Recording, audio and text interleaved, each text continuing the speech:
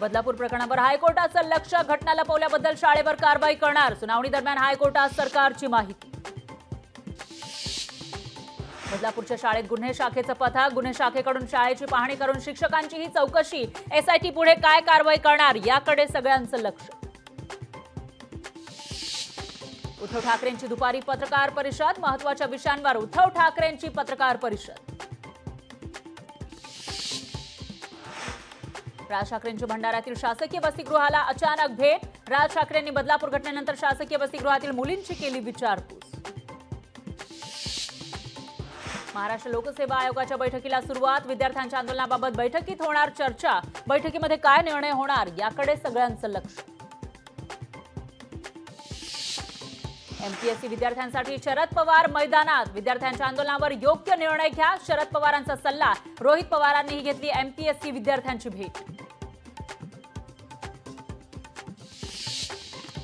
मवियाकडून विधानसभेसाठी मोर्चे बांधणीला सुरुवात. शिवसेना युबीटीला 15, काँग्रेस पक्षाला 14 तर राष्ट्रवादी एसपीला 7 जागांचं वाटप झाल्याची माहिती. नाशिककडे उद्या काँग्रेस पदाधिकाऱ्यांचा मेळावा. मेळाव्याच्या बॅनरवरून हिरामण खोसकरांना बगळल्यानं चर्चांना उधाण. खोसकरांवर विधान परिषदेच्या निवडणुकीत क्रॉस वोटिंगचा आरोप.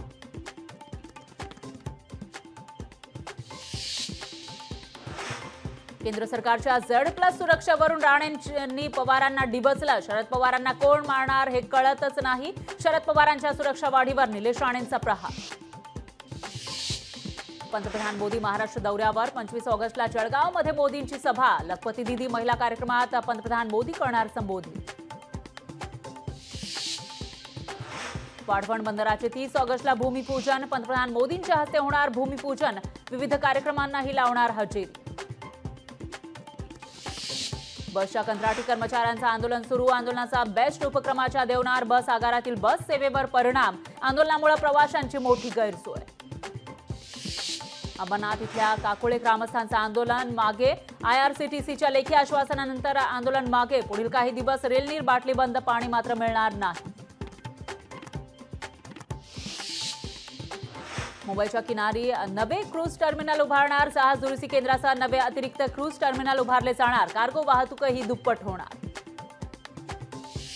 मुंबईच्या प्रदूषणात बेकरीतील प्रदूषणाची भर. बेकरीमध्ये इंधन म्हणून लाकडाचा वापर. 200 बेकऱ्यांच्या सर्वेक्षणातून माहिती समोर. म्हाडाची बनावट वेबसाईट बनवल्याप्रकरणी दोघांना अटक. वेब डेव्हलपर आणि ग्राफिक डिझायनरला अटक. बनावट संकेतस्थळाच्या माध्यमातून अनेकांना घातला लाखोंचा गंडा. बदलापूरच्या घटनेनंतर नागपूरमध्ये धक्कादायक प्रकार. नागपूरच्या कामठीमध्ये 8 वर्षीय मुलीवर लैंगिक अत्याचार. आरोपी धनीराम वासनिकला पोलिसांनी केली अटक. पुण्यात 4 ठिकाणी अल्पवयीन मुलीवर अत्याचाराच्या घटना. शाळकरी मुलीला दारू पाजून अत्याचार. पीडितेच्या मित्रांसह एका मैत्रिणीविरोधात गुन्हा दाखल.